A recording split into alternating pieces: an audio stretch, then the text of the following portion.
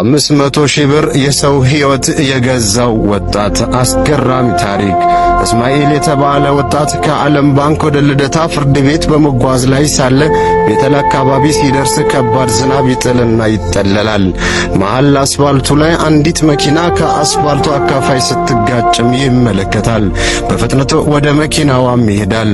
መኪናዋን ለመክፈት ሲሞክር ሁሉም በር እና መስኮት ዝግ ነው። ወደ ውስጥ ሲመለከት አንዲት ሴት ከመሪው ጋር ተጋጭታ ራሷን እንደሳተችም ይመለከታል። ከኋላ ትንሿን መስኮት በመስበር በሩን ከፍቶ ሲገባ ልጅቷ ላይ የደማች ነገር ባይመለከትም ራሷን እንደሳተች ግን አየም። ከሌሎች ሰዎች ጋር በመሆን ከኋላ ያስተኛዋትና የመኪናዋን ፍሬን ቼክ ሲያደርገው ችግር እንደሌለውም ይመለከታል። ምናልባት ሴትየዋ በህመም ምክንያት ራሷን እንደሳተች በመገመት ተባብረው ወደ ሐኪም ቤትም ያደርሷታል። ካርድ አውጥቶ ሕክምናም ይጀምርላታል። ነገር ግን ልጅቷ ራሷን ልታውቅ ግን አልቻለችም። ከምርመራው በኋላ የልብ ችግር እንዳለባትና በዝናቡ ሰዓት መስኮቱን ዘጋግታ የመኪናውን ማሞቂያ በመክፈቷ ለከባድ ችግር እንደደረጋትም በአስቸኳይም ወደ ሀያት ሆስፒታል ተወስዳ ኦፕራሲዮን መደረግ እንዳለባትም ይነገረዋል። ምንም ሳያቅማማ እሺ ብሏቸው አብሯት የነበሩትን ሰዎች አግዙኝ ሲላቸው ረፍዶብናል በሚል ተልካሻ ሰበብ ብቻውንም ጥለውት ብን ይላሉ። እሱም በአምቡላንስ እንድትወሰድ አድርጎ ከኋላ ኋላቸው የራሷን መኪና እያሽከረከረ ተከትሏቸው ሆስፒታል ይደርሳል። ሕክምናው ተጀመረም። በፍጥነትም 500 ሺህ ብር ማስያዝ አለብህም ይሉታል። ምንም ሳያቅማማ ብሩን አስተላለፈላቸው። ስልኳን በእጁ ነው የያዘው፣ ግን የሚደውልላት አንድም ሰው የለም። መታወቂያ ላይ ያለውን የአደጋ ጊዜ ተጠሪዋን ስልክ ሲደውለው አይሰራም። ጭንቅ ውስጥ ገባ።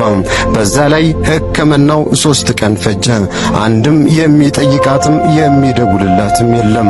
ስልኳም በሁለተኛው ቀን ዘጋም። እሱ ደግሞ ከባለቤቱ ተጣልቶ ፍርድ ቤት የሚሄድበት ቀን አልፎበታል። ይህ ክስተትም የተከሰተው በሁለተኛው ቀን ነበር። ከጓደኛው ተደውሎለት እንደተፈረደበትም ተነገረው።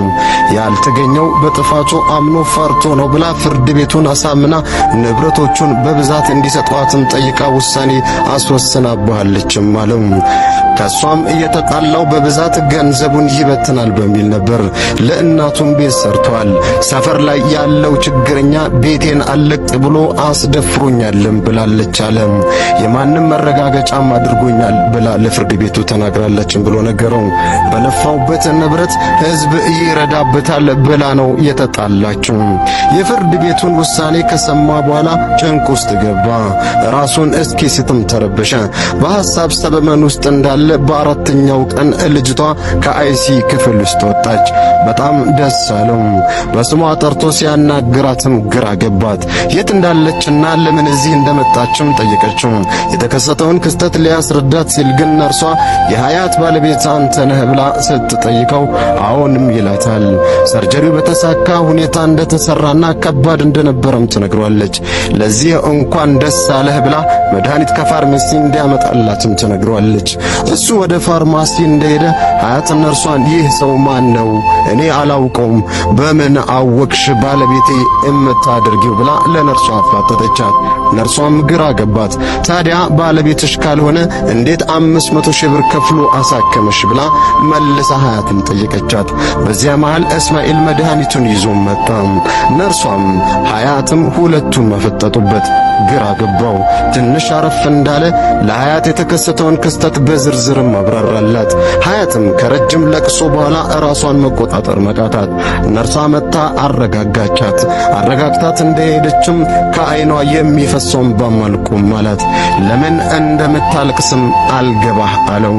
እባክሽን ሀያት አትረብሽኝ፣ አታልቅሽ እያለ ቢያባብላትም ወደ ራሷ መመለስ ግን ከባድ ሆነባት። እንደምንም ተረጋግታ ታሪኳን እንዲህ በማለት አጫወተችው። ለወላጆቿ ብቸኛ ልጅ እንደሆነችና እናትና አባቷ ውጭ ሀገር እንደሚኖሩም ነገረችው። እሷም ውጭ ሀገር እንደነበረችና በልብ ኬዝ ምክንያት ሀገሯ ስላልተስማማት እዚህ እየኖረች እንደሆነም ነገረችው።